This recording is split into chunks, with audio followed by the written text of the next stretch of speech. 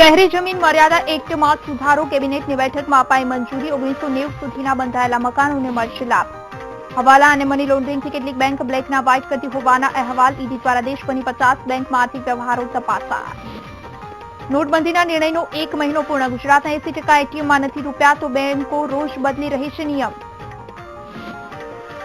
સુરેન્દ્રનગર તાલુકાના પંચાયત પ્રમુખના પુત્ર સામે દુષ્કર્મની નોંધાવી યુવતીએ ફરિયાદ, યુવતીએ કરી ન્યાયની માંગ. અમદાવાદના પાલડી વિકાસ ગૃહમાં યુવતી સાથે દુષ્કર્મ કરનાર ક્લાર્કનું ડીએનએ ટેસ્ટ આવ્યો પોઝિટિવ. અમૃત પટેલ સાબિત થયો બાળકનો બાયોલોજીકલ પિતા. અમદાવાદના વાડજ પાસે હિટ એન્ડ રનની ઘટના, સ્માર્ટ સીસીટીવી કે યુવકને કચડીને કાર ચાલક ફરાર.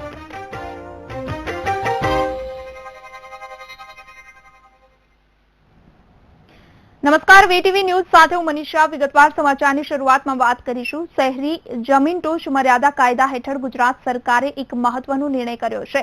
રાજ્યના 5 મહાનગરોમાં આવેલી સરકાર હસ્તકની 33 લાખ ચોરસ મીટરથી વધુ વિસ્તારની જમીન પરના રહેણાંકના દબાણ ભોગવટા કાયદેસર કરવાનો સરકારે નિર્ણય કર્યો છે. આ 5 મહાનગરોમાં અમદાવાદ, સુરત, વડોદરા, રાજકોટ અને જામનગર સાથે ભાવનગરનો સમાવેશ થાય છે. મુખ્યમંત્રી વિજય રૂપાણીના અધ્યક્ષ સ્થાને મળેલી કેબિનેટમાં આ અંગેનો વટહુકમ પસાર કરાયો હતો. આ અંગે નાયબ મુખ્યમંત્રી નીતિન પટેલે જણાવ્યું છે કે અરજદાર રહેણાંકના ભોગવટાને ચાલુ જંત્રીના નિયત ટકાવારી મુજબ કબજા હકની રકમ ચૂકવી જમીનનો પ્લોટ કાયદેસર કરી શકશે. Welcome back. સમાચારમાં આગળ વાત કરીએ. રાજકોટમાં શાહ પરિવારે નોટબંધીના નિર્ણયને આવકારવા કેશલેસ રિસેપ્શનનું આયોજન કર્યું. આમંત્રિત મહેમાનોએ 101 થી 1001 સુધીનો ચાંદલો ચેકથી આપ્યો હતો અને કેટલાક લોકોએ ડેબિટ કાર્ડથી વરઘોડિયાઓને શુભેચ્છા ચાંદલો આપ્યો હતો. આનંદ વ્યક્ત કરતા લોકોએ કેન્દ્ર સરકારના નોટબંધીના નિર્ણયને આવકાર્યો હતો.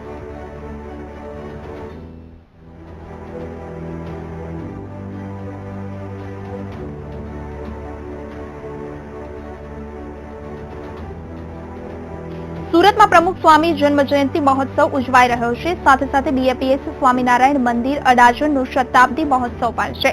આ મહોત્સવમાં મુખ્યમંત્રી વિજય રૂપાણી અને ભાજપના રાષ્ટ્રીય અધ્યક્ષ અમિત શાહ પણ ઉપસ્થિત રહ્યા. આ મહોત્સવમાં સેંકડો હરિભક્તો ઉત્સાહભેર આવી રહ્યા છે. પ્રમુખ સ્વામીની જન્મ જયંતિની ભારે ઉત્સાહ અને ભક્તિભાવપૂર્વક ઉજવણી કરવામાં આવી રહી છે. 27 નવેમ્બરથી શરૂ થયેલા આ મહોત્સવમાં આજ સુધીમાં 15 લાખથી પણ વધારે ભક્તોએ હાજરી આપી છે. આ મહોત્સવમાં રક્તદાન કેમ્પનું પણ આયોજન કરવામાં આવ્યું, જેમાં 1 લાખથી વધુ લોકોએ રક્તદાન કર્યું તો 50,000થી વધુ લોકોએ વ્યસન મુક્તિનો સંકલ્પ લીધો.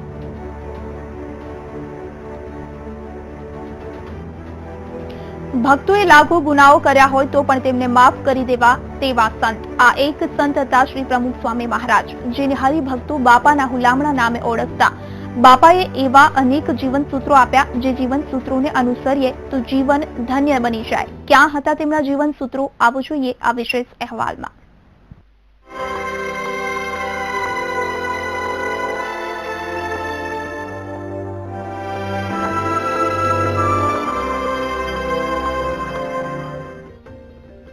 બાપાના જીવન સૂત્રો શીખવાડે જે જીવન જીવવાની રીતે. બાળ સંસ્કાર, પારિવારિક મૂલ્યો, રાષ્ટ્ર ધર્મ, ઘર સભા, વાણી વિવેક જેવા પાસાઓ ભગવાનના સંતમાં બધા જ તીર્થ આવી જાય છે. ભગવાનના સંતનો અપાર મહિમા જીવમાં સમાઈ જાય તો ફળ મળે. ભગવાનના મંદિરમાં આવવાથી, દર્શન કરવાથી અને કથા સાંભળવાથી શાંતિ થાય છે. એક અણુમાં અનેક તાકાત હોય છે. ભગવાનનું બળ રાખીશું તો બધા જ કાર્ય થશે. ભગવાનનો મહિમા સમજીને ભક્તિ, ઉપાસના અને સેવા કરીશું તો અક્ષરધામ પમાશે. જો માણસ સુધરશે તો કુટુંબ સુધરશે, કુટુંબ સુધરશે તો સમાજ સુધરશે, સમાજ સુધરશે તો દેશ સુધરશે. પહેલા આપણે સુધરો. માણસ ધારે તો શું નથી થતું. આત્મા તેજસ્વી અને પ્રકાશમાન છે. આત્માના સ્વરૂપનું જ્ઞાન થશે ત્યારે દુનિયામાં બધું જ સારું લાગશે. પોલીસ ખાતામાં રોજ લેફ્ટ રાઈટ કરવું પડે. કથા વાર્તાનો અખાડો હોય તો માણસનું ઘડતર થાય અને જ્ઞાન સિદ્ધ થાય. ભગવાનની આજ્ઞાઓનું યથાર્થ પાલન કરીએ તો આપણે અંતરથી શાંતિ રહે. ગમે તે કાર્ય કરો, પરંતુ પ્રથમ એકાગ્ર થવાની જરૂર છે. જે કાર્ય કરવું એનું જ નિશાન. ભગવાનને રાજી કરવા છે તો ખાતા પીતા, નાહતા ધોતા એક જ વૃત્તિ હોવી જોઈએ. લોકોને તિલક ચાંદલો કરતા શરમ આવે છે તો નાટક ચેટકમાં જઈને નાચગાન કરવામાં શરમ નથી આવતી? તો પ્રમુખ સ્વામી બાપાએ જીવનના અંતિમ સમય સુધી લોકોને સારા આચરણ, ધર્મનું મહત્વ અને જીવન જીવવાની રીત સાથે વ્યસન મુક્તિના પાઠ ભણાવ્યા અને તેમના સૂત્રો, ઉપદેશો અને વાણી આજે પણ લોકો અનુસરી રહ્યા છે. Bureau report, VTV news.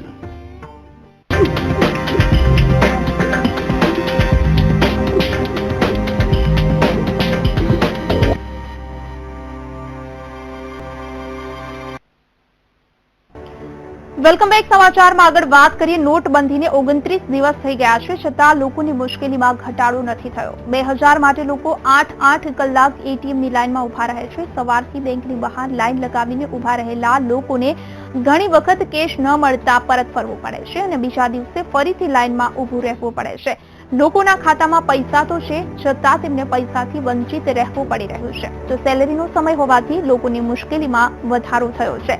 બેંકના ખાતામાં સેલેરી તો આવી ગઈ છે, પણ તે ટુકડે ટુકડે લોકોને મળી રહી છે. તો અનેક લોકોને સેલેરીના રૂપમાં જૂની નોટ મળતા તેમને એકવાર ફરી બેંકની લાઈનમાં ઉભા રહેવાનો વારો આવ્યો છે. દિવસે ને દિવસે સ્થિતિ વધુ વણસી રહી છે, જોકે કોઈની પાસે આ સમસ્યાનું સમાધાન નથી.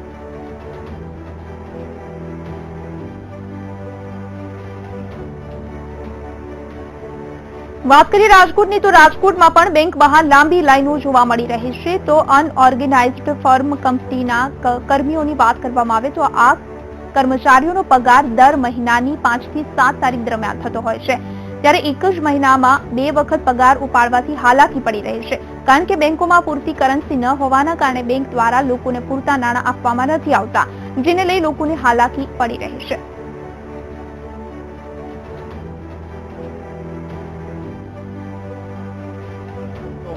દિવસ છે. ખાસ કરીને રાજકોટની જો વાત કરવામાં તો રાજકોટના લોકો જે છે છેલ્લા ઘણા દિવસોથી લાઈનમાં ઉભા રહે છે. ખાસ કરીને 500 અને 1000ની નોટ જે છે એ બંધ થઈ છે. ત્યારબાદ લોકો 2000ની એક નોટ અને છૂટા મેળવવા માટે છેલ્લા 29 દિવસથી લાઈનમાં ઉભા રહે છે. ખાસ કરીને સરકારનો જે નિર્ણય છે એને લોકો આવકારી રહ્યા છે, પરંતુ મુશ્કેલી જે છે લોકોને પડી રહી છે. પોતાના કામ ધંધા જે છોડી દેવા પડે છે અને ત્યારબાદ પોતે જે છે લાઈનમાં ઉભું રહેવું પડે છે.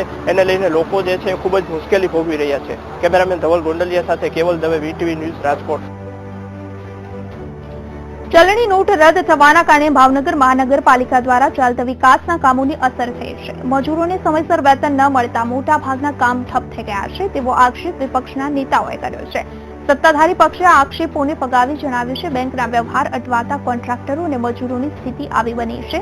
ઉલ્લેખનીય છે, શહેરના સરદારબાગનું રિનોવેશનનું કામ તેમજ રસ્તા બનાવવાના કામોમાં નોટબંધીને લઈ વિલંબ થઈ રહ્યો છે અને કોન્ટ્રાક્ટરોને પૂરા પૈસા નથી મળતા, જેના કારણે મજૂરોને પૈસા નથી આપી શકતા, જેને લઈ વિકાસના કામો ઠપ થયા છે. જોકે મનપાના સત્તાધીશો વિપક્ષના આક્ષેપોને ફગાવી હજુ પણ વિકાસના અનેક કામો શરૂ કરવામાં આવનાર છે તેવો દાવો કરી રહ્યા છે. ગુજરાત અને આખા ભારતની જનતાને હેરાન કરવા માંગે છે. ખરેખર એને બંધ કરવું જ હોય નોટ તો એની પહેલા વ્યવસ્થા કરવી પડે. અમે કમિશનરશ્રીને કહેલું છે કે ભાઈ જે કોન્ટ્રાક્ટર છે એના પૂરતા પ્રમાણમાં છૂટા આપે, જેથી ગરીબ મજૂરો છે એને પૂરતા પ્રમાણમાં મજૂરી મળી રહે અને પૈસા મળી રહે, તેથી એનું ગુજરાન ચાલે. વિપક્ષનો આક્ષેપ એ તદ્દન ખોટો અને વાહિયાત છે. માત્ર રાજનીતિ કરવા માટે ભારતીય જનતા પાર્ટીના શાસનમાં જે રીતે કોર્પોરેશનમાં વિકાસના કામો થાય છે એનાથી ઈર્ષાથી પ્રેરાય અને આવા ખોટા નિવેદનો કરે છે. તમે શહેરમાં જ્યાં જોશો ત્યાં વિકાસના કામો કે હાલમાં ખૂબ ગતિમાં ચાલુ છે. નોટબંધીની અસર ઠેર ઠેર જોવા મળી રહી છે, પરંતુ સૌથી વધુ જો મુશ્કેલી પડી રહી હોય તો તે ખેડૂતોને પડે છે. નોટબંધીના કારણે આજે અમરેલીના ખેડૂતોને કપાસ મફતના ભાવે વહેંચવાનો વારો આવ્યો છે. જે કપાસ અત્યારની સિઝનમાં 1200 થી 1400 રૂપિયાના મણે વહેંચાતો હતો તે આજે માત્ર 900 રૂપિયાના મણે વહેંચાઈ રહ્યો છે, જેને લઈ ખેડૂતોને રાતા પાણી રોવાનો વારો આવ્યો છે. કારણ કે નોટબંધીના કારણે ખેડૂતોને પૈસાની તકલીફ પડી રહી છે, જેને લઈ આજે ખેડૂત ના છૂટકે પણ કપાસ વેચવા મજબૂર બન્યો છે. ત્યારે ખેડૂતો ઈચ્છી રહ્યા છે કે સરકાર દ્વારા કપાસનો ભાવ 1300 થી 1500 સુધી કરવામાં આવે તો ખેડૂતોને કપાસ વેચવો પરવડે તેમ છે. કપાસ અત્યારે 900 થી 1000 સુધી વેચાય છે. કપાસના ભાવ 1300 થી 1500 રૂપિયા હોવા જોઈએ, કારણ કે આ મજૂરી ને બધું મોંઘાઈના હિસાબે દવાઓ, ખાતર, બિયારણો આ મોંઘવારીના હિસાબે 1300 થી 1500 રૂપિયા ભાવ હોવા જરૂરી છે. તો આ સાથે સમાચારમાં રોકાઈએ વધુ એક બ્રેક માટે.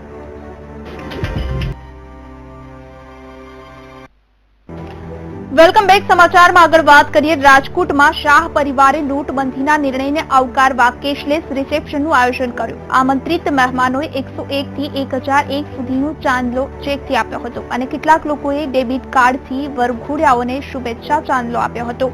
આનંદ વ્યક્ત કરતા લોકોએ કેન્દ્ર સરકારના નોટબંધીના નિર્ણયને આવકાર્યો હતો.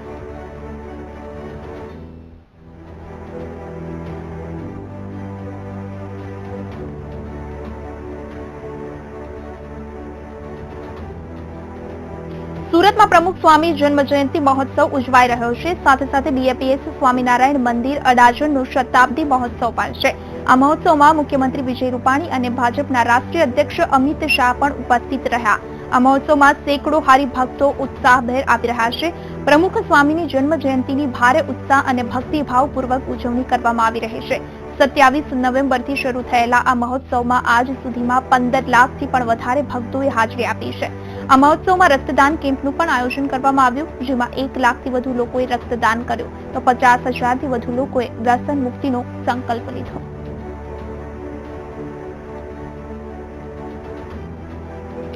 ભક્તોએ લાખો ગુનાઓ કર્યા હોય તો પણ તેમને માફ કરી દેવા તેવા સંત. આ એક સંત હતા શ્રી પ્રમુખ સ્વામી મહારાજ, જેને હરિભક્તો બાપાના હુલામણા નામે ઓળખતા. બાપાએ એવા અનેક જીવન સૂત્રો આપ્યા, જે જીવન સૂત્રોને અનુસરીએ તો જીવન ધન્ય બની જાય. ક્યાં હતા તેમના જીવન સૂત્રો? આવો જોઈએ આ વિશેષ અહેવાલમાં.